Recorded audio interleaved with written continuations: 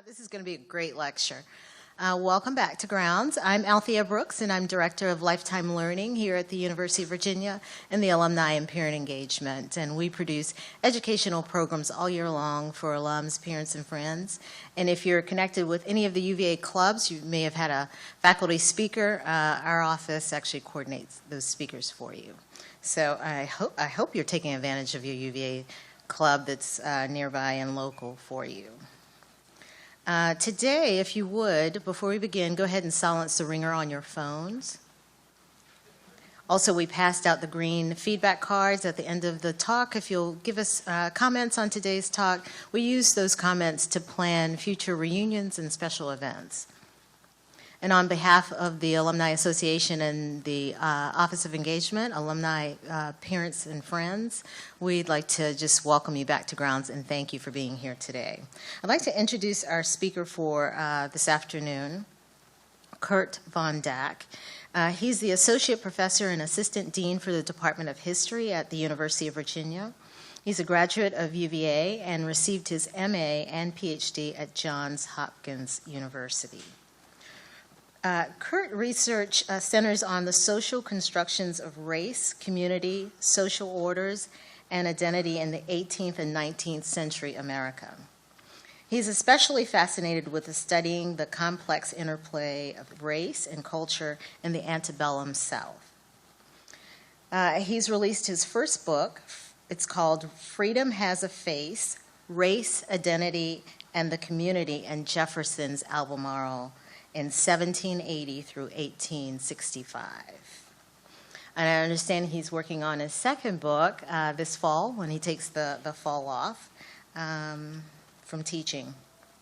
He's currently working on Jefferson's University, which is the Early Life Project. It's a major digital humanities project that he co-founded with art history professor Maury McInnes. He will share a bit more about this project in his talk today. The project will create a comprehensive digital archive of early university records, will track persons, places, and events over the time in the academical village, and ultimately include a 3D recreation of Central Grounds before the Civil War. Additionally, Kurt is very excited about his position as co-chair of the UVA's President's Commission on Slavery here at the university.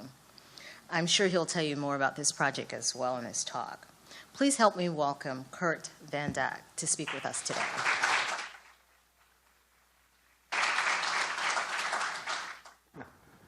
Am I live? I am, okay.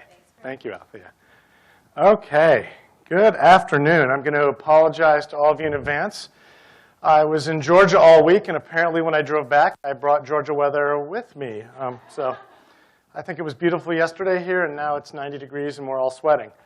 So Althea's introduction was perfect. I wanted to start before I actually got to the project and the talk and the early years of the university, just to talk about how this project came about. And before you all came back to town, did most of you receive the University of Virginia magazine? So mine, I didn't, it must have come during the week. Mine was sitting on my coffee table this morning. And the co-founder of this project, Maury McInnes, has a piece in there. And this just got me to thinking. This is, I think, what I love about UVA, that this project started. I was teaching a class in history that was examining written documents by the enslaved. So slave narratives, and then in the 1930s, the Works Progress Administration interviewed elderly former slaves about their experiences. And so this was a class entirely text-driven. We sat in there every day. They read and they read. You know, they probably read 300 pages a week. And we sat in a circle and talked about it. And Maury offered one day, said, why don't I come and we'll go outside and we'll talk about UVA as a plantation, and we can talk about the hidden history of UVA. We had a great time. The class loved it, and we're standing there in the garden behind Pavilion 7. And a student looks at her and goes, well, how do we know all this? And she turns, she points, she goes, well, it's all right over there. It's just in the library. She goes, well, is anybody doing anything with it? She goes, no. So we look at each other and we go, why aren't we doing something with it? And so that sort of started this project. We were both interested in slavery, this hidden history at UVA. And as we started to look at all the documents, we realized, holy cow, this is the history of higher education in America. This is America's first Enlightenment university, first elective curriculum. And we can see all this developing in these records. And so what started as a conversation about slavery became a conversation about the early university. And then, and I love this, it's an art historian and a historian trying to imagine things. I have zero technological skill at all, right? I'm like the old VCR. You pull the electronics out of the box, you plug it in, and when it doesn't work, you pound it with your fist and hope it works. So no technological expertise at all. And we just started brainstorming. Wouldn't it be great if we could digitize everything and put it in a database, and then we could do a 3D model? And that was it. We said, yeah, that all sounds great. How do you do it? And so we connected with the Institute for Advanced Technology and the Humanities here at UVA. And computer science professor Worthy Martin joined the project as well. And I think every day I get up and go, thank you for that, because he's made the kind of technological underpinning of this vision a reality. So that's the setup for what we're going to talk about today as I run through a series of images. OK, my computer is doing something strange. I'm sorry. Here we go. Technological failure all around. So our beautiful lawn, you've all probably been out there walking today. You've walked through the gardens. Anybody take a seat on one of those lovely white benches in the garden? Yeah, good. OK, good. I don't know if it's a cool spot today or not. So I love this project because it's using our own university as Jefferson would have intended it. Right? He designed the University of Virginia as a living laboratory. Right? Everything, the very buildings were imbued with pedagogical intent. And as he said, right, history, by apprising us of the past, will enable us to understand the future. This is a reminder that for us to understand our current situation, it is important that we understand our past. And though we talk all the time about our past here, we actually don't know a lot about our past, right? Those gardens tell you nothing about what actually went on in there. And I know anybody want to admit to, I have one in my office. Do you have one of those old drawings of UVA from back in the day where the rotunda looks like a skyscraper? Anybody have that picture? That picture right there, we're going to get to that, even reveals some of the history that we don't see anymore around grounds. So this is the project we created, Jefferson's University, the Early Life Project. It's actually a live website that you can visit. It's still under development because the documentary record that we are digitizing and then doing XML markup on so that you can track people, place, and event is pretty massive. But it's there, and you can go play around, and it grows day by day. I'm not quite sure. I think we have probably 10, 15 students working nearly full-time all summer on the project, and we've had 30 or 40 students work on the project over the last 2.5 years or so. So it's really, really come a long way. And you can see here, I don't even think this is complete, but this is what I love. My experience at UVA was being invited to do research with professors. I'm sure you had similar experiences. And this is just a partial list of the many people involved, right? A whole host of students. The library has helped us, the Institute for Advanced Technology and the Humanities. So this is Jefferson's vision come to life in the 21st century. So this is the Maverick plan, right? This is Jefferson's 1822. He didn't do the engraving, but he commissioned the engraving of the university. And this is a wholly new concept in America at the time. It's a simple two-dimensional drawing that's an ideal, right? It doesn't actually get at the reality of what happens when you put this in 3 dimensions and you insert lots and lots of people into it. And so, right, he's changed the design of the American university. At that point, most American universities were essentially one large building. Does anybody remember, where did Thomas Jefferson go to school? William and Mary. Anybody remember what he thought about William and Mary? Yeah, exactly. He just chuckled. He didn't like it. He really hated the Wren building, which was the one big, massive building that was William and Mary. And he wanted a very different educational experience.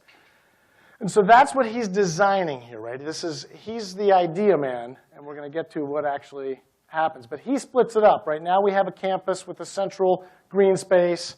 Faculty live in pavilions that also have classrooms. And instead of a chapel being the centerpiece of the university, we have a monument to secular learning in the rotunda. So this is the design in 1822, flat, two-dimensional, on paper. It basically reflects what you see when you walk around, but again, doesn't really get at the deeper history that's hidden there. And what he wants to happen is students to live here in the ranges, live in the lawn rooms, interact with the professors, take classes, and choose an elective curriculum, right? Not come here to become ministers, to come here to expand their minds. Again, he builds the rotunda, and I love this. You can't go into the rotunda yet, but you're going to have to come back in the fall when it reopens. We're really excited about this because if you've been following the news, right, we found a chemical hearth, so we know there was actually science instruction in the oval rooms. And they're going to turn one of these oval rooms on the ground floor into a visitor's center, so you'll get a real kind of historical introduction. So it's going to be a very different experience when you come back. So again, this is drawings. This is Jefferson's two-dimensional ideal for what he's building and why he's building it. Charlottesville. You guys were probably all here on grounds, right, the whole time? If you go to Charlottesville now, I think we have more restaurants per capita than anywhere on the East Coast, more bookstores. Charlottesville in 1819 is a tiny little town. It is a courthouse and a handful of buildings. It's a hamlet at most. So it's not a city. Albemarle County, that it's the administrative head of, is a 750 square mile county. So from the courthouse, you can go 20 to 22 miles in any direction before you leave the county. It's a big rural county. And you get a sense of this here, right? This is sort of down by the 14th Street Bridge, where there's probably a truck with its top ripped off, caught under the bridge as we speak. Looking back up toward the university, and you can see as soon as you leave the university, you're in a farm field.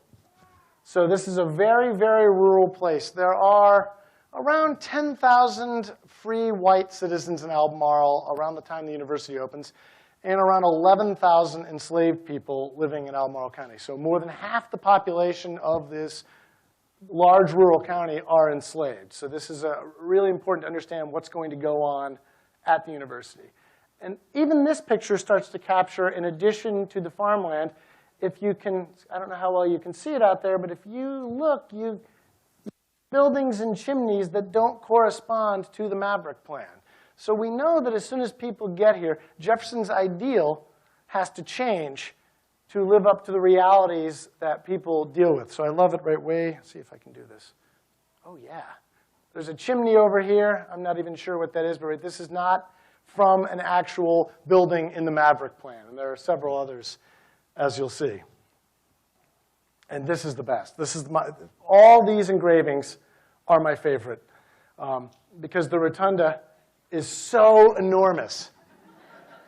But again, you have to think, when they build this thing, in 1826, when it's nearing completion, that's what it looks like. It's the Empire State Building, right? This is a place that has no more than a two-story building anywhere, and most people that don't own lots of land and lots of enslaved people live in very humble houses. So the first urban settlement in Albemarle County, arguably the university. It's about the same time that Scottsville is going to be the thriving metropolis in the 1820s and 1830s. And if you've been down to Scottsville, it's 2 blocks. Its thriving moment of metropolisness was all of 2 blocks long and 2 decades. So this is what it looked like. And I like this picture. Charlottesville's actually a little bit bigger in the distance up there than it really was. And there's this gap, right? It's off in the distance. It's not part of Charlottesville. It's on an abandoned farm on a ridgeline west of town. And again, you can see in every direction, woods, mountains, farm fields. And as you look closer here, if you notice, this is what's great about this drawing. I've blown it up down here. Look at all the buildings. These are all outbuildings that are not part of the Maverick plan that are stuck in these gardens. There are tons of them. And these buildings tell a story. And we're attempting through this project to try to recreate some of these and recreate the world that those buildings existed in. So this is Jefferson's design, and then after it's built, it changes based on all the people that are living there. I love this drawing too. Another one, again, note the really odd, tall rotunda. And we have people. We have people on the lawn. And some of them clearly are not students, right? I don't think any student at the University of Virginia has ever willingly pushed a wheelbarrow across the lawn. So that's the other hidden thing that's missing in all these images, right? What does it take to run, even today, what does it take to run a modern university? It takes lots and lots of people, right? I joke, I watch every year, if you come back right before graduation, they tear up about 750 square miles of sod at this place and throw it in a heap in the woods and lay down new sod. I want them to come to my house. My weeds would love to be replaced by sod. That takes a lot of people, right? And that's just for grounds maintenance. When you add in food, housing, there's a whole lot of people that have to be brought in to do the work. And the hidden history at UVA involves all those people. It's a lot of enslaved people, but also free white people of various stations, from professors and planters down to humble stonemasons and carpenters who come in and do work. So in 1825, when the university opens, it's going to look a lot busier than that. There's going to be a real hum of activity. And I have to explain this to students every year, right? Some of you may know this better than our 21st century students, but I have to remind them that, chicken doesn't come as a boneless breast on a piece of styrofoam with plastic over it, right? It was once an animal, and it has to get that way. And so something you want to be thinking about is they don't have electricity. They don't have running water. They don't have a grocery store. They don't have refrigeration. So all the things we take for granted are going to take a whole lot more on-site work to make what we know. So 1825 rolls around. Construction is nearing completion on this, and the university opens, right? It goes from ideal on paper by Jefferson, right? That's Jefferson's contribution, the idea and the work to actually make this a reality, right? Everything else is done by workers. And anybody notice something you all know about the lawn? Do you think the lawn, when they bought the property, had those nice terraces there? No, right? That had to be done. So even before there's a building, there are people out there leveling the landscape and creating the terracing according to Jefferson's plans, right? He comes down with a surveyor and one of his slaves from Monticello to actually do the surveying to lay out where the university is going to be, and then he designs it to fit into the landscape. From that point on, though, it's a huge team of enslaved people and contractors and hired workers who do all the work, leveling the ground, building the buildings. And so there's three phases: Jeffersonian design, actual construction by dozens and dozens of contractors, enslaved people, and hired workers. And then a third phase, which is, oh, now we've got this. People arrive. And so people actually arrive. I love this. And you get a sense right here. This is our student. I give my students a hard time every year. I ask them, what's the UVA uniform? And I think this year seems to involve LL Bean boots, khakis, and a button-down shirt, or a dress with pearls, right? There's always a uniform, and you can kind of tell status by, we even do this today, right? You don't go buy the fleece at Old Navy. You get the one that says Patagonia. It keeps you the Old Navy one keeps you just as warm, but you want to say, I wear Patagonia. They're even more status conscious in the 19th century. I'm going to get to a description later of this getup, but right, they come very well dressed. Does anybody know who are the first students at the university? What's the defining characteristics of them? Male, white, wealthy.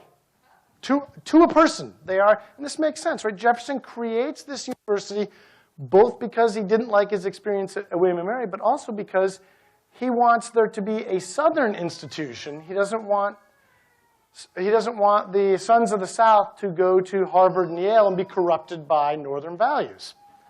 We can talk about what he means by Northern values, but so this is why he creates this place. This is what he's very concerned about. And so the people coming here, by definition, are almost entirely the sons of wealthy planters, largely in Virginia. When the university opens, I think opens with 63 students arrive at the very beginning of the first session. That will swell. 35 of the about 100 students in the first session are from Albemarle County, right? So this starts as a rather local project. It's going to expand quickly and include people from all across the United States, but it tends to tilt toward the wealthy. And this is not entirely Jefferson's plan. He actually, right, builds into the charter. There's supposed to be a meritocratic financial aid system built into the early university. It doesn't happen because it's a state-funded institution and the state doesn't appropriate the funds until 1847.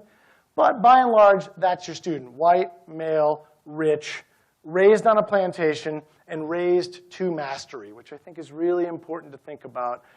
Their self-conception when they get here is as wealthy, important people who take orders from no one.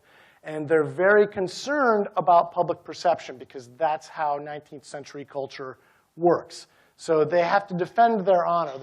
Any slight might mean we need to duel, we might need to fight to protect my honor. And this is not the honor system we know today. This is public honor, and it's all about public presentation.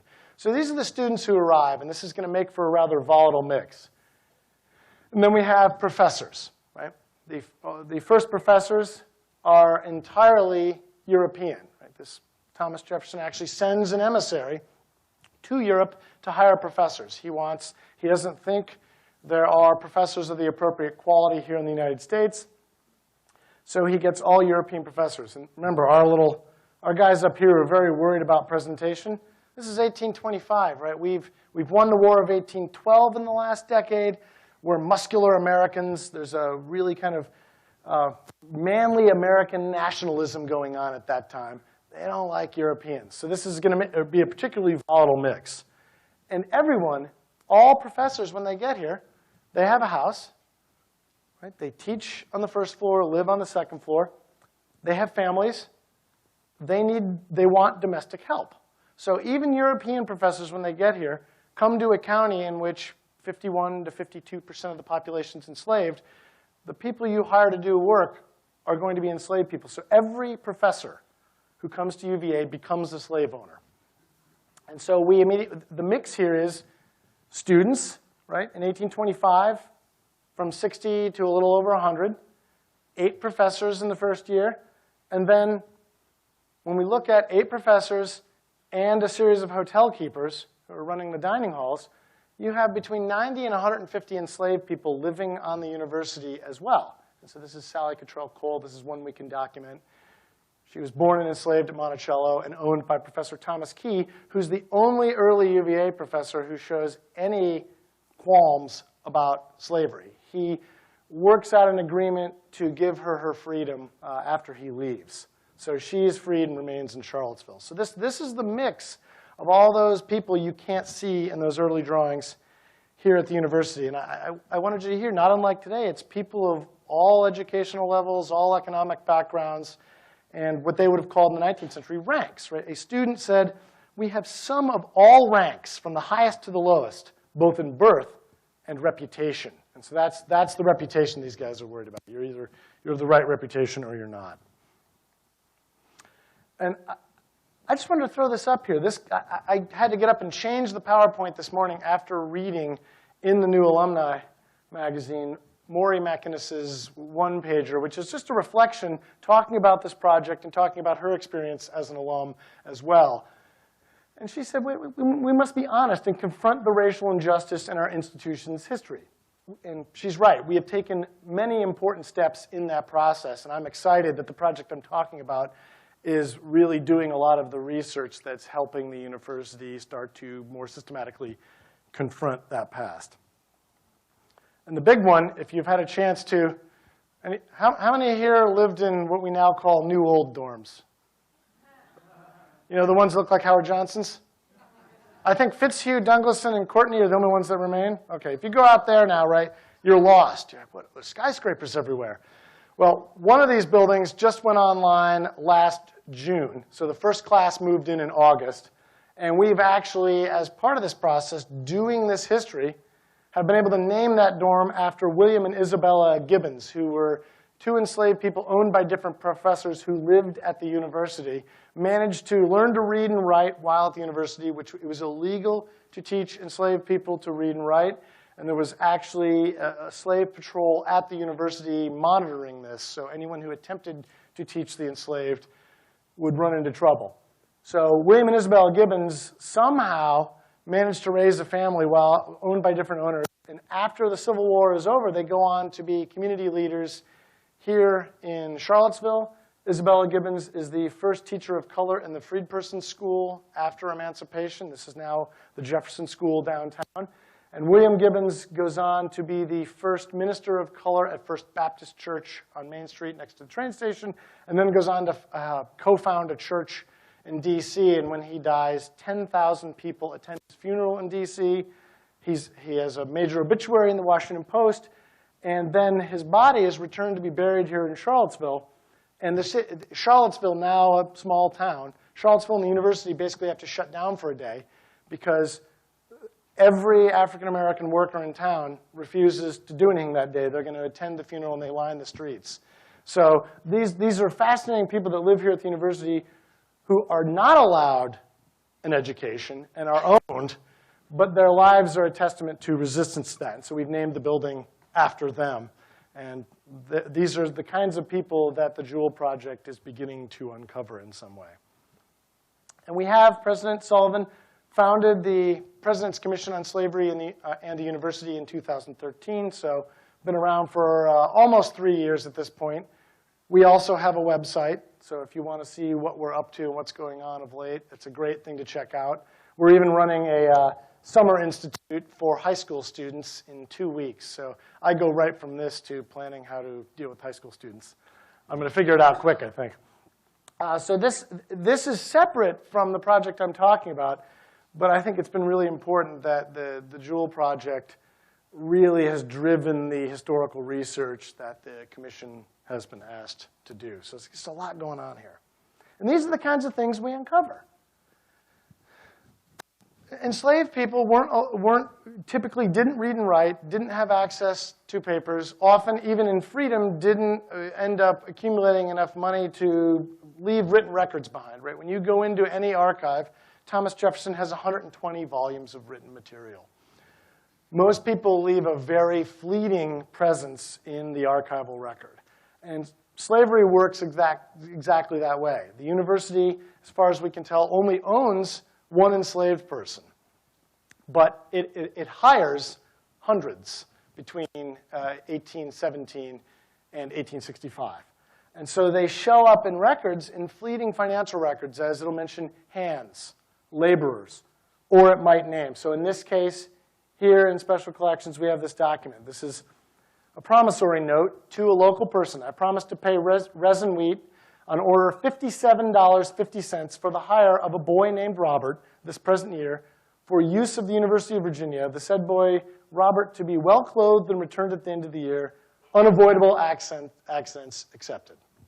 So if Robert dies when he falls off scaffolding on the rotunda, well, Mr. Wheat might not recoup any of his property. So this is how slavery shows up in the archives. And it's just hidden in collection after collection down in Special Collections. And we have to spend a lot of time digging through it to find it. And what our project is doing is as we find these, we're transcribing them. And then we're doing, and this is, I'm sorry, Worthy, I know you're back there. I'm going to embarrassingly explain XML markup. But once we have kind of a transcribed, typed up, computerized version, we convert it using what to me looks like a whole bunch of symbols. But you convert it so that it'll show up on a web page as text. And we mark, when we're doing this, person, place, and event. So that now every document we dump into this database is tracking. So you can go in and search on Mr. Wheat, and you can find every hit to him. They're not going to be a lot. He's a local man who is just hiring his enslaved person to the university. But you can go in and do the same for students, and it'll show you every time they show up in a record. And we get this, right? A tax document from the sheriff. Taxes paid on 17 slaves above 12 years old and 16 slaves above 16 years old. So we know for that year, which is, does it even tell you the year? 1821, right? This is during construction. We know the university had that year, it's at 33 slaves living on grounds and working, probably all of them hired from people in a kind of a several county radius. And down here we have $7.50 for the making of 5 suits of clothes for the following laborers at the university: Willis, Squire, Jack, Jim, and Fleming. So we get some names. We've got about 30 names of enslaved people who were hired for a full year. The hiring market in Virginia for enslaved people, so you know, it's kind of like going to a rent-a-center. If you want to rent, you go to rent-a-center and you want a TV for the month, they'll rent you one, right? If you want it for a year, if you want to rent to own, you can do that. The slave hiring market in Virginia works exactly the same way. And I don't have documents here for you today, but we know the university sometimes hires, they go through agents. So they'll go to Richmond, they'll contact a hiring agent who will then deliver to them enslaved people. So the enslaved people working at the university largely come from a several county radius, but some of them might come from much farther because there's this hiring market that is so commodified, right? It treats people as simply units of labor and time. And this is the kind of stuff just laying down there in special collections that we're digging up. So back to our Maverick plan, right? We've gone pretty quickly from flat, two-dimensional idea to that Bond engraving with the giant rotunda and all the outbuildings. That's what I want you to think about. We know where the students live. We know where the professors live. Where do 90 to 150 enslaved people live? That's the big question, and that gets us at some of what goes on in those outbuildings. And this gets us back to what happens. So we populate this university. We've got 90 to 150 enslaved people. We've got a lot of really wound up, rich young men who don't like to think that they're embarrassed in any way. And this is Jefferson's granddaughter in 1825. The university opened in the spring. So we're not too far into this. And what have we had? Riots for 2 nights successively. So this is, Mr. Jefferson is still alive, and this toxic mix at the university is coming to effect. And if you read, it's a little hard to see here. This is just a great letter. So you can hear the sadness and shock. This is Jefferson is ailing, and if you look right here, his nightly dose of laudanum to 100 drops. So laudanum is an opiate, and it's used as a painkiller much like today. He's taken a whole lot of opiates because he's in a lot of pain. This is right. We're now less than a year before he passes. So he is dying up at Monticello, and his university, as soon as students get here, it's not the idea, right? He imagined it that students would come, they would sit at the feet of master educators, gladly choose a course of elective classes, and just drink from the cup of knowledge day and night. What do they do instead? Oh, they drink from a cup. It's just not filled with knowledge, okay? And typically, not unlike students today, when they drink a lot, they engage in some really ridiculous behavior, and they're particularly violent. I'm reminded daily, I really like the 21st century university, that our students aren't riding horses up and down the lawn. They're not firing firearms day and night. They're not sneaking around with masks. They're not attempting to blow up professors. They're not throwing bricks through my window. So they're really misbehaving in a way. And you have to imagine, if they're young, they're raised in mastery, and your typical student here, some of them are actually younger. They're more sort of high school student age, right? Your age range is probably 15 to 25. So it's a little different because there is no system of public primary and secondary education. So most of them have been tutored at home. They've lived at home on a plantation in a rural area their entire life. And mom and dad have always been around. And so, they may have been raised to mastery, but they've not had a chance to be independent. And so they're pretty excited to be independent, and they're not going to take orders from anybody. So we know immediately we have problems. And so here's Mr. Jefferson. I always imagine he looks a little sad in this picture. He needs a tear down his eye in 1825 and 1826. And we have problems right away. And it has to do back with design. So he's designed this, right? Jefferson's idea is focused on what's not in the orange boxes, right?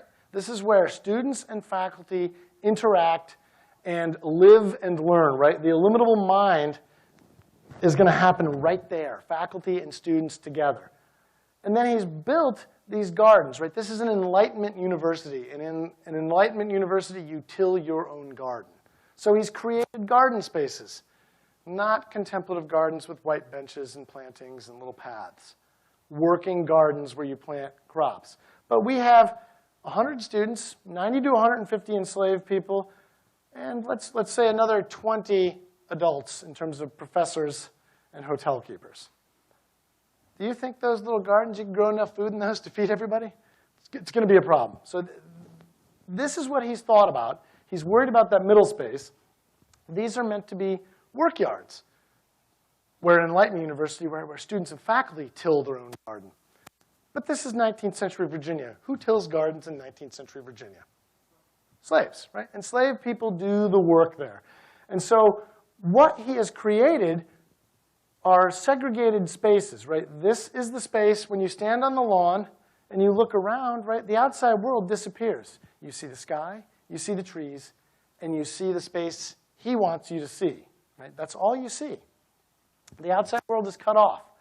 And on the inside, right, we have the colonnades, right? It's pillars all along there. So everything opens to the inside. When you go to the range, it's arcaded, which closes off the outside world. So it's meant to be this inward-looking educational space. And this is where white students and faculty interact, and then food production happens in the gardens. And those serpentine walls that we now think of, right, it was Jefferson's design to show that you could build a wall 1 brick thick. Okay. You know how tall they were back then? Probably 8 feet tall, right? They were very tall. Why? We're hiding from the white students and faculty the life and labor of the enslaved. So a student in the range would get up in the morning. He would walk up this way. Wouldn't be able to see. He could hear the work going on in here, and we're going to talk a lot about the work going on in there. And when he got up here, right, you walk onto the lawn to go to your classes.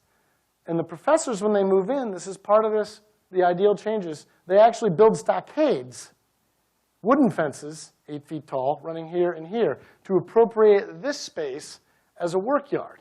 So they're initially designed as carriage turnarounds, but quickly simply become chutes that the students walk through, so that he's creating segregated spaces, again, in design. In theory, though, right? Anybody know what these are?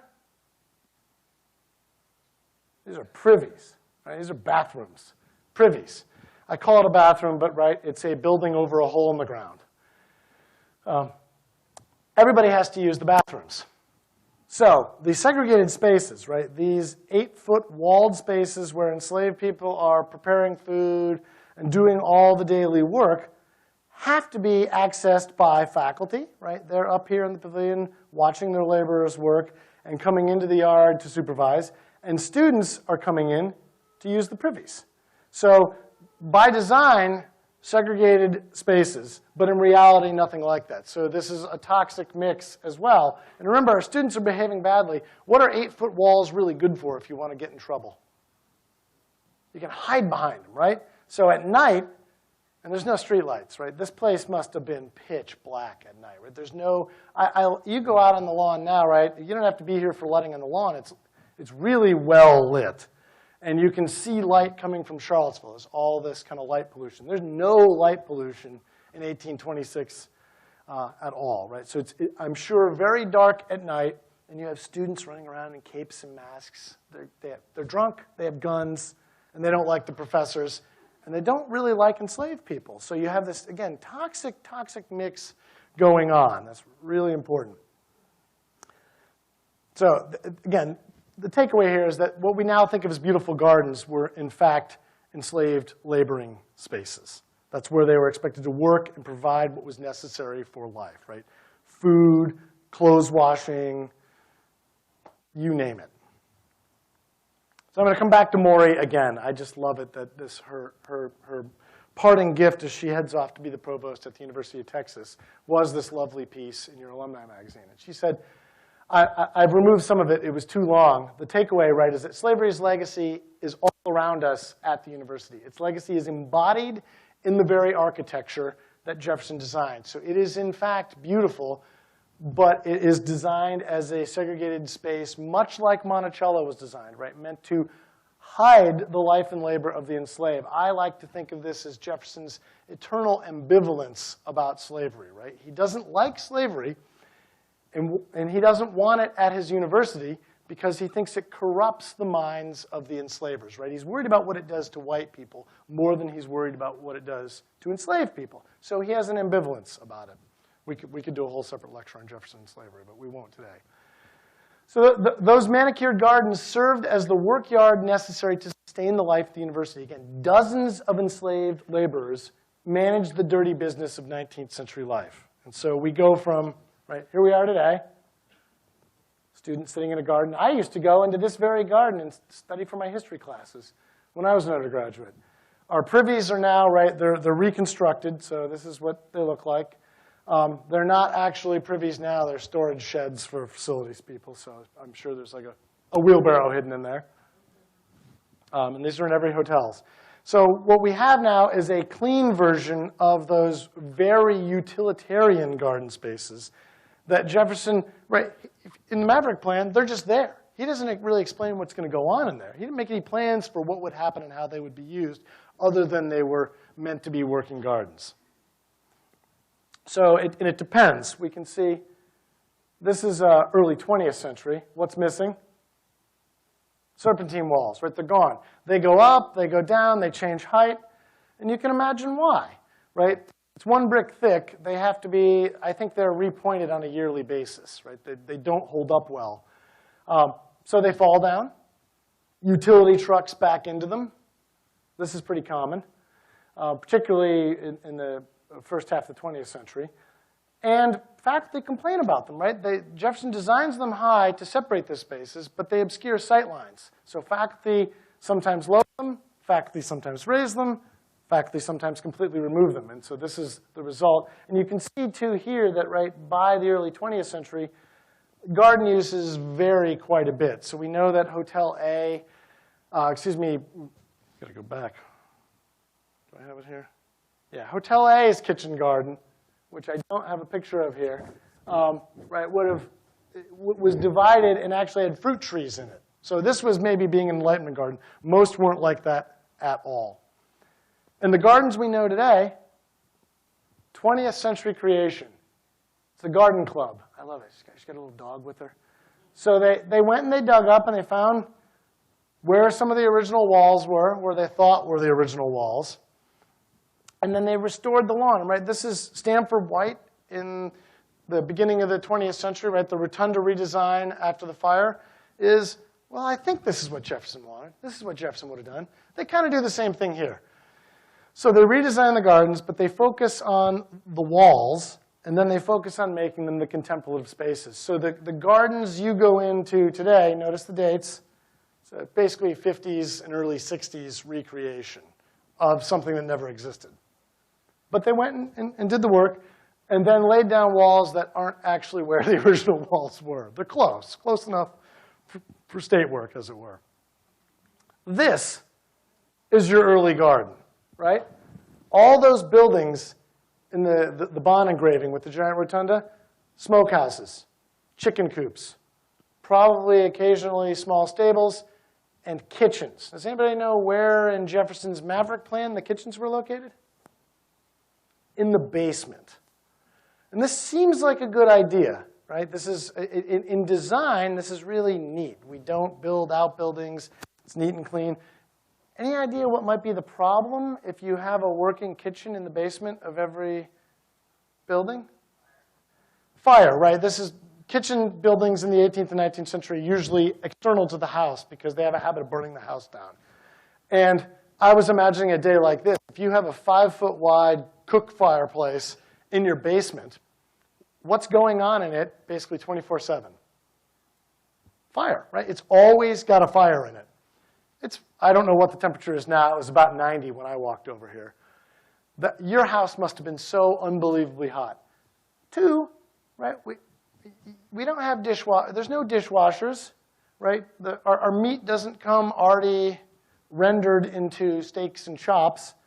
This stuff has to be going on right in the house or in the kitchen, right? So we're butchering hogs on site. We know hogs live on grounds until the 1840s because there's no grocery store. There's nowhere to get. So the food production is some of it's going to come from local farmers. The rest of it is going to be grown on site or nearby on plots laid out and then brought right to these gardens. So these gardens, we're going to be smoking meat. We're going to be butchering hogs right there. So everyone moves in and goes, no, no, no, no, no, this isn't going to work. It's so noisy, so smelly, so smoky, and so hot. I want the kitchen out of my basement.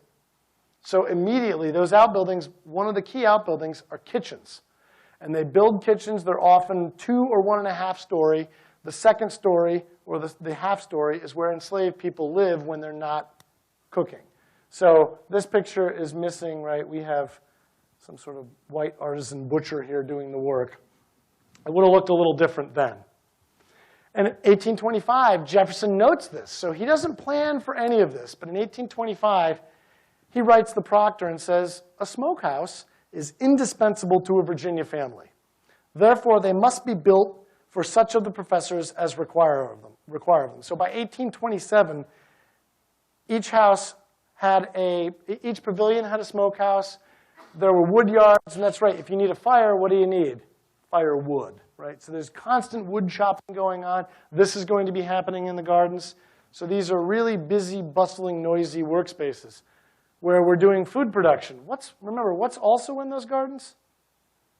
This should give you, if you have your Purell, you want to take it out now as you think about this, right?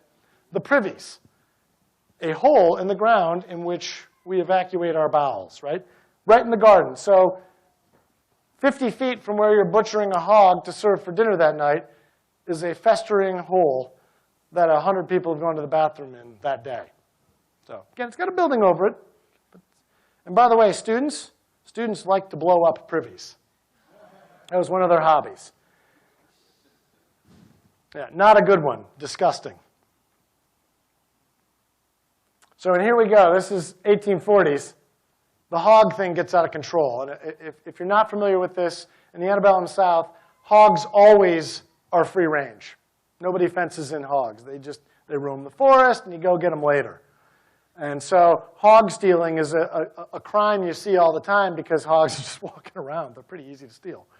So in the 1840s, this becomes a problem. There are too many hogs. They cause problems. So they actually pass a law banning hogs. Your hog can only be in town for 24 hours, right? You get a day and get them out of here. So this is the other thing that we're doing at Jewel. They legislate continuously, right? There's no plan. The students are just going to come and they're going to drink from the cup of knowledge. And then we find out they don't. And we find out that people have to live here and do things. So there's a huge body of legislation that tells us what's going wrong, right? When you pass a law like this in the 1840s, we can assume you don't just out of the blue decide to ban hogs, right? Hogs have been there all along, and they're now a problem. So we can tell about aspirations and about current problems. And hogs must have been a problem in the 1840s. So, and we can see here too, right? This is thinking about these spaces. We have workrooms. So tucked in everywhere, right, adjacent to pavilions and hotels, some of these rooms here on a range, right, are actually going to be converted to workrooms. So even some of the lawn rooms are often appropriated by the professor for use for their own enslaved people and their own work. So even what we think of as the pristine lawn would have functioned a lot differently than Jefferson would have us believe. So now you've butchered the hog. Now you got to hang it in the smokehouse, right? So they're building smokehouses. This work has to be going on at all times outside. And you've got brining. And I think about clothes washing, right? There's no Maytag. What do you do to wash clothes? You boil them, right? Big old scalding pot of water, fire going, and someone's boiling. It's actually really dangerous work. The people who did washing in the 19th century, when you get physical descriptions, usually have hideous burns on various parts of their bodies from working with this boiling water. So that's going to be going on. You're washing your clothes. there's an overflowing privy, and you're butchering a hog, and then you're smoking meat, all in these what are actually relatively small gardens. So there's just all kinds of great stuff going on back there. Right? Now here we are smoking our meat. We're really, pig is getting lit on fire, but we're preparing our foods. And then you get descriptions like this. So this is, again, we're back to Hotel A. Right? This one right across from Alderman there on the northwest corner of the Academical Village. So this hotel is used, right, it's a dining hall. The person that is hired, they outsource from the get-go. The person that is hired runs that dining hall. He's responsible for bringing in enslaved people to make the food, to serve the students, to clean up afterward, and to attend to the students' rooms. And this hotel, this is I just love this letter. Oops, what have I done? There we go. He says, "It is with regret," this is the hotel keeper, "that I have to intrude myself upon you at your present meeting." And I want to describe the upstairs in all the hotels, right, is the dining hall. Downstairs, it's Jefferson.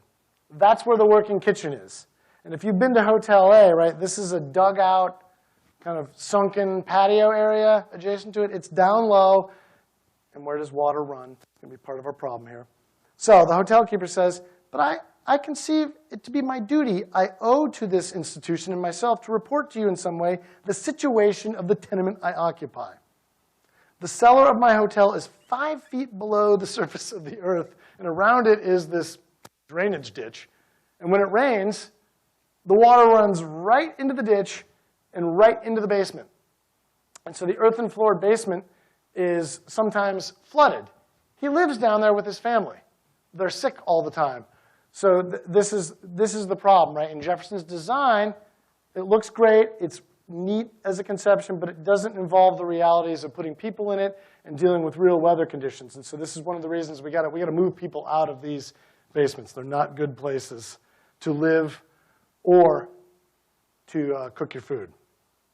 And this is what the basement, some of the basements. So this here is Hotel A. That's the big, it's about 5 foot wide, giant fireplace. This is sort of on the McCormick side. The front half of the basement looks like this. Again, in the 19th century, the pipes and electricity wouldn't be there, and all the spackling compound would not be there. But this was the working kitchen. And back here, that's Maury in the background. Right back there is a gated, locked larder, right? It has iron bars on the windows and iron bars. Why would you lock up all your food in 19th century Virginia? Who's going to steal it? Maybe the students, the enslaved people, right? Because you have to keep in mind the enslaved people are cooking, and I'm going to show you what they cook them here in a second, are cooking for the students, but they're eating a very different ration. And they're typically not nourished very well, and so they're often stealing food. And this is what each hotel had to do. It doesn't sound that bad, right? This was one of these actual pieces of legislation. This is what a hotel keeper must provide to the students. And you have to imagine how you would achieve some of this without refrigeration and without good storage, right? There's no air conditioning, none of that. And again, no grocery store. There's no Harris Teeter or Kroger to run to. So this is what we want them to do. Doesn't always work that way. This is the list of rules that hotel keepers had to do in terms of taking care of the students. And this gives you a sense of what enslaved people had to do every day, right? They had to go in the morning and bring in water and start the fire. They had to clean the room after the students went to class. Right? It even goes down to when they would shine shoes. And then, here at the bottom, midday, every hotel keeper had to provide an enslaved person in the afternoon to run whatever errand a student wanted them to run. So there, you got to imagine that this place that's meant to be segregated and meant to hide the work of the enslaved is actually this incredibly busy hive, right? People are running all over the place all the time. So even the lawn, meant to be an impermeable landscape where only white students and faculty mix, routinely has enslaved people out there cleaning rooms, meeting students, delivering goods to students. So it's going to be this kind of fraught, complicated space. Again, busy. It's a city. We plop an academic city in the middle of a rural landscape. And I love this. I said there's no refrigeration. Ice. Anybody know where we get the ice from? The pond. So Memorial Gym, basically where Memorial Gym is now, there was an ice pond down there. And so in the winter, the ice would be, right, you'd cut out the ice into blocks and stick it in an ice house, which is a really like thick-walled stone building that's sunk in the earth. And so you keep ice all summer. And everybody, there's even rules. You can go in, and in these fantastic records that we're working on, there are ice accounts. So everybody is billed for ice because all summer long you have ice. And I think this is funny. This is when cocktails were invented, right? Because this is when you would do this. You couldn't drink water, but you could take your ice and make a cold drink, and it was a fad in the antebellum period. So much earlier than I ever thought. And I'm sure, actually, we're going to get to that. Our university students were mixologists, I suspect.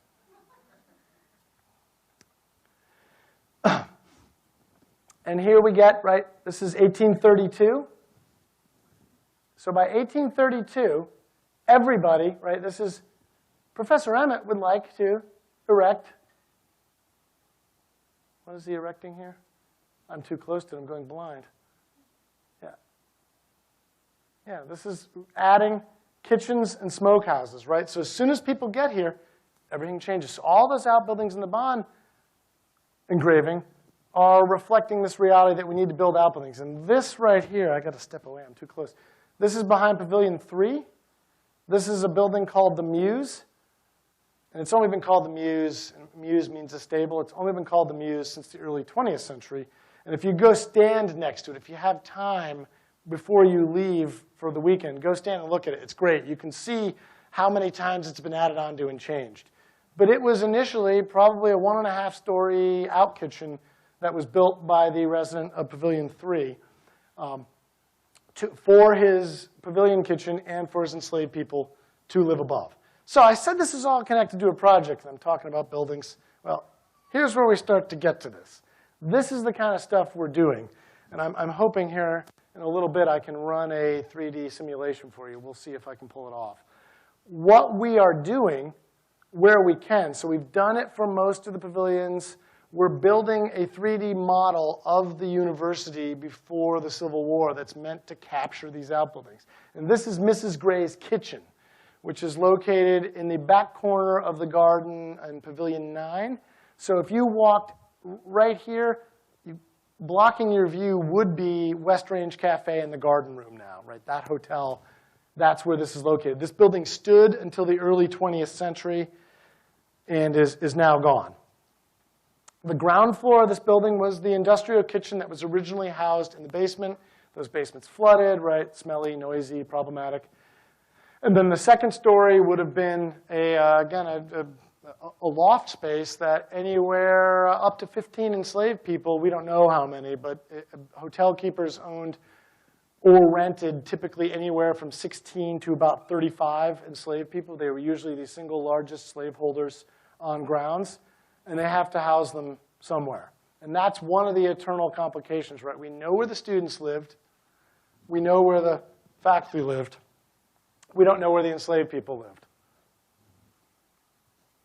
And then here's another view, and you can see down here, this is the early stages of our recreation. I like this. You just have the kitchen sitting there by itself. But we're rebuilding all of these as part of this simulation. So you can go in and do the research and check the records. And what we're trying to bring back to life is the Bond engraving, right? All these buildings. And so can you make out? I don't know if you can quite make out Mrs. Gray's kitchen. That is McGuffey Cottage right there. And Mrs. Gray's kitchen is obscured again by the actual hotel right there. But we're trying to bring all that back to life so we can better understand how the university functioned, how people lived here, who they were, and what they did, and then understand why the students behaved the way they behaved. So if you've been to the bookstore, maybe some of you have picked up Rot, Riot, and Rebellion, kind of a breezy. It's really using one student diary from the 1830s to describe student behavior, and it tells it really, really well and cinematically. It's a fun read. We're trying to do, I think, something a lot bigger than that by actually linking it to all the records. And so here's this is the Maverick plan with the documented outbuildings. So notice the change. They're everywhere, right? These gardens are just filled with rooms. My favorite one, I'm not going to talk a lot about this today, but I would like you to pay attention. There'll be either something coming at UVA today in the not-too-distant future or in the alumni magazine about this. But the anatomical theater, it's not part of the original Maverick plan, right? That building doesn't exist. It is the theater where the medical professor performs dissections, right? So they bring in a cadaver, the students sit in tiered seating, and he demonstrates how to cut up a body and how to perform surgery on a dead person. The reason we build this is, you can imagine this, they don't really embalm in the 19th century, so they have fresh corpses that they've bled, but it's a corpse about to rot, right? And they have to get them quickly, and you should think about where do they get them from. Well, the medical professor, Robley Douglason, shockingly says, I don't really think I want to dissect a cadaver in the first floor of my house. No. So Jefferson designs the anatomical theater. So again, the idea is the professors will live here, but no real thought about what that actually means. And so it's the peopling creates these buildings. So they build the anatomical theater, and you can't see it here, but a little farther off, back over here, kind of sort of behind the Special Collections Library, Clemens area, was another building where students did dissections. So when the professor was finished with the cadaver, the parts, what was left, was shipped over to the dissection lab, and the students got to then practice on what was left. And they, too, were busy out grave robbing. That's how you get bodies. They grave rob. This is every medical school in the country grave robbed regularly to get cadavers. So that's, again, a whole separate story that involves us statewide. It's really macabre. But that's all in special collections, and that material is working its way into the Jewel Project now. So you can actually hear the professors talking about it. And you would hire, as a fascinating note, so the students would go grave rob locally. The university hired people called resurrectionists. It's a euphemism if I've ever heard one.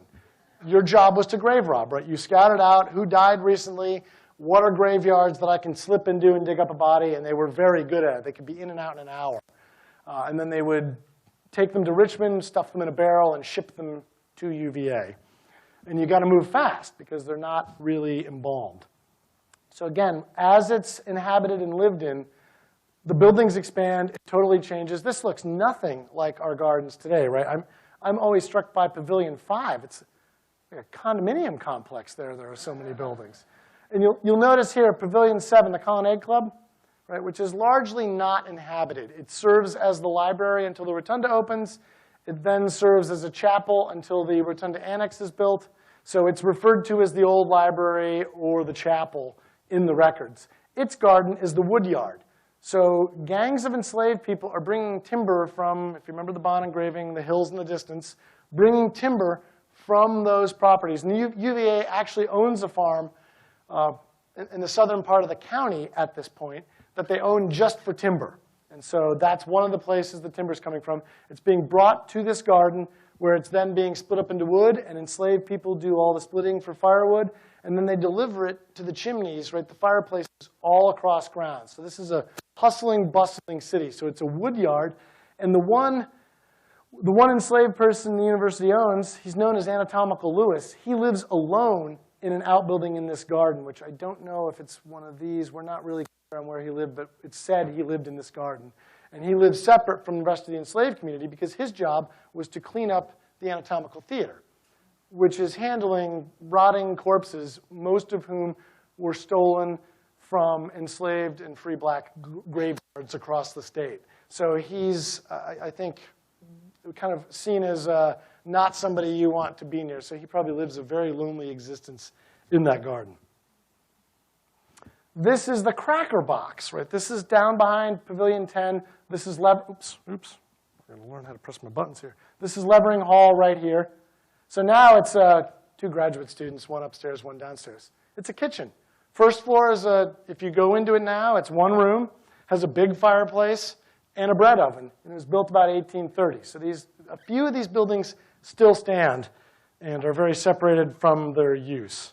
Right? This, again, would have been an enslaved dormitory upstairs and a kitchen where enslaved people prepared food for the students who went to what is now Levering Hall for their dining hall. This is, you can see with the car here, this is our carriage turnaround is now a parking lot. But as you came up those alleys to the lawn, on the east side, right, the elevation drops off steeply toward the medical school.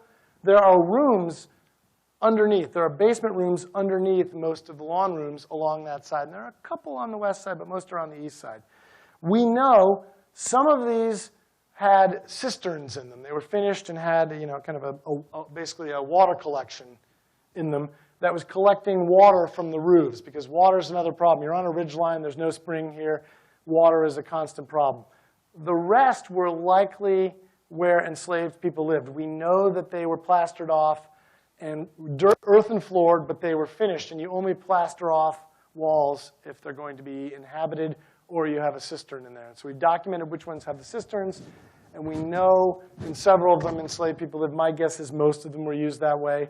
We know in one case a free black man rented one of them because he was a barber and he cut hair for the students. And he was married to, according to the records, an enslaved person who was owned by someone at the university. So this is all going on right here. So instead of walking up the chute, right, you're walking past a place where enslaved people live on your way to the lawn. Oh, yeah, here we go. 1825. No student. I have 10 till I'm done. Please. Oh, I got to stop. Okay. I got to stop. See, she told me you're going to run over. I always run over. So I'm going to wrap up really quickly here. 1825, students shouldn't drink. See if I can get to it quickly. Students shouldn't drink. And then we have a morning bell to get them up. We make them wear a uniform, right? We're trying to control them. It doesn't work. It just makes them madder. They get more and more misbehaved. They duel. There's a point in the 1850s where there are 11 separate duels, all by students from Alabama. They really are careful. And again, the records show us, right, garden walls going up, going down, cockfighting, riotous conduct as the students misbehaving. And I'm hoping I have it somewhere here. Where does it? Yeah, here we go. Students were our first mixologists, right? 3 pitchers of mint julep. Anyway, so I will stop there. This is briefly to show you as the university expands outward, right? We see already by the 1850s how much farther it has gone. And I will stop there because I want to give you guys the chance to ask some questions. Just please, do you want them to come down? Okay, yeah. They'll come to you with microphones. I'd love to take any questions you have about the early university.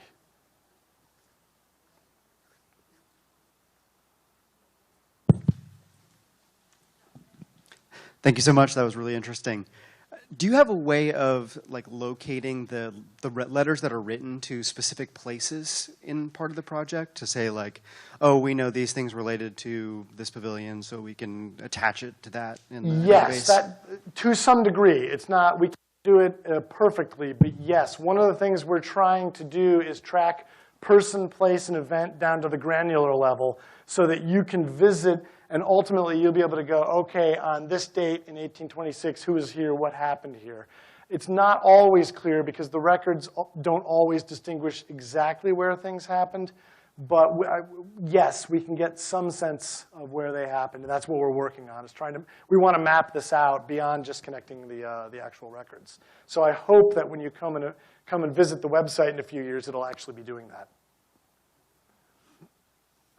You mentioned that all the first professors were European, but that only one of them seemed to have trouble with having slaves. Yes. Which I found surprising because I thought at that point most of Europe had banned slavery and it would have been more of a moral conflict, but it doesn't sound like it was. It wasn't. So they may have come with vague anti-slavery principles, but this is hard. I can't speak to their actual mind, but we know that most of the early professors not only immediately begin purchasing enslaved people when they get here, so they own several, right? This is not, they're getting into it fully. They also buy farms and plantations outside of UVA.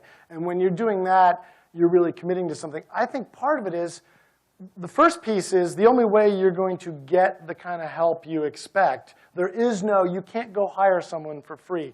There are about 400 free people of color living in the county at that time. That's it. So there's no hiring base there. And free white people almost never take work that they see as slave work, so there's simply no market for it. So I think they're driven to it by reality. This is a slave society. But I think they also pretty quickly adapt to it. And you can imagine, I'm always imagining, you wine and dine at Jefferson's. That's a lifestyle, right? It's, again, built on owning 600 people, but it's a lifestyle that's really attractive. And Thomas Key's the only one who really seems to maintain a real ambivalence or aversion to it. Question here. Thank you again for a fascinating lecture. You mentioned at the beginning that dress was very important to the early students, but you weren't able to follow up. Oh, yeah. On Oh, that, gosh. So I'd love to hear a little bit about that. Oh, no. It's furs. It's silks. I think it's sort of Three Musketeers. It's all very expensive. And that's why I was kind of making the Patagonia joke there, like Versace, right? It's all about labeling. You dress your station. And so to be made to wear a uniform of cheap cloth, they hate the uniform.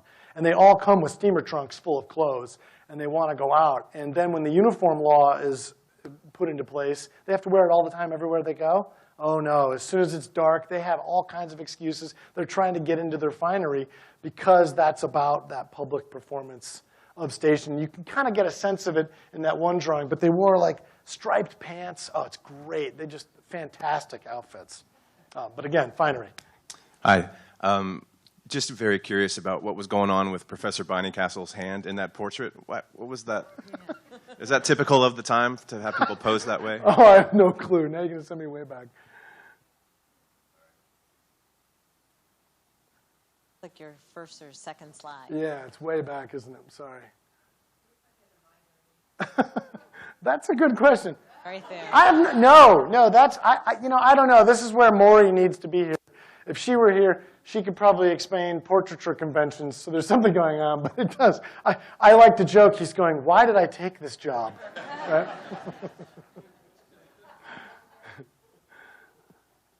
Hi. I realize this may be an enormous question to answer, but I'm wondering, based on what you've described of the economy that was built on enslaved peoples being a part of this world, what the effect was in the immediate aftermath of the Civil War. So it's a great question. And I don't know I can fully answer this because we haven't really gotten to that point. Maury and I are both pre-Civil War people and designed the project around that, but sort of built it with the intent that we would either get to it later or someone else would be able to run with it. It's designed to be able to go all the way into the 20th century. We're not going to get there. But to your question, I think you see a couple things.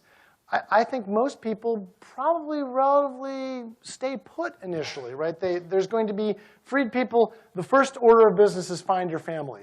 And Virginia, from roughly 1820 to the emancipation, is a net exporter of enslaved people. And this is because the Cotton South is expanding and it's at the time of the Civil War, a third of American wealth is held in enslaved people and cotton. Right? It's the economic juggernaut. So slaves are being marched. They're being sent to Richmond and put on ships. So in addition to this hiring network, people are selling off enslaved people whenever it suits their financial needs to do so. So families are being torn apart here in Virginia as a general rule. So what you see is a lot of movement immediately after the war as enslaved people formerly enslaved people try to reconstitute their families. But the folks here, if they have their families intact, a lot of folks stay put and continue to interact. There's this really strange period through Reconstruction where these free people vote and politically participate, and there are attempts by some, right, there's kind of a moderate white class that attempts to make political friends with African Americans, but white supremacy rears its ugly head pretty quickly. And I think we don't know, but I think you'd find that there are probably generations of people who never really leave the area and continue to work for the university now as paid laborers. And we see this in some professors' accounts where they complain, oh, yeah, now that I pay them to do their work, they're lazy and they don't do their job. And I think that doesn't mean they really didn't do their job. They're just claiming, you know what? I'm done. I'm off the clock now. I'm going home and eating dinner and tending to my family. But I think same thing, this probably continues just like this. And we know down where the South Lawn Project is, that's actually becomes a kind of a neighborhood of free people of color before the war. And after the war, I think it actually expands. And so anyone providing the same kind of labor to the university as a paid labor, a lot of them are going to live in that neighborhood. And so that becomes kind of I don't want to say large, but free people living down there continuing to work. We know it's there right up until the 20s. Final question. Oh, good.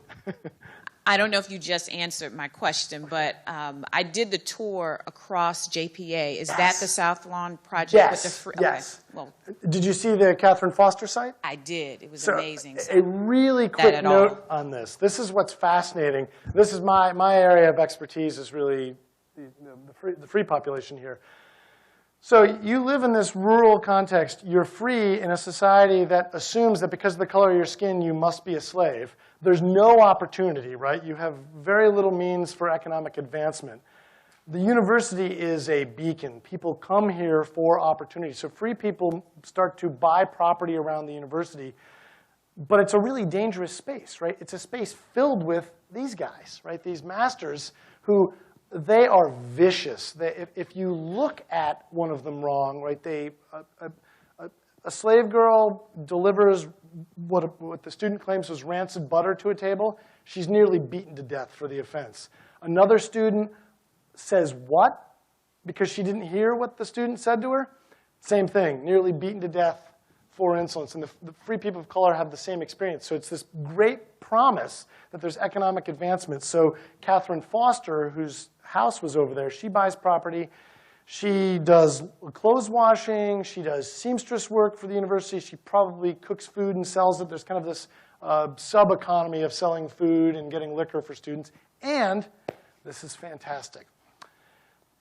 She actually, she's right by there's a shooting range off grounds down there. So the students bring their guns. They bring their guns. They're not allowed to have them on grounds. They pay Catherine Foster, a free woman of color, to keep their guns. So she has like an arms cache in her bedroom for the students. So you get this really weird stuff. But, right, her house is vandalized repeatedly. The faculty complain about free people of color, even while they're providing all these really amazing services. So they enter a really dangerous place where, again, a mere glance can get you nearly beaten to death by a student. Let's thank Kurt. Then. Thank you. Thank you so much. Thank you so much. Gift for you from the Lifetime Learning and Alumni and Parent and Friends and the Alumni Association. Thanks so much for giving this talk today. Yeah. Have a great rest of reunion weekend. Remember to hydrate. It's hot out there.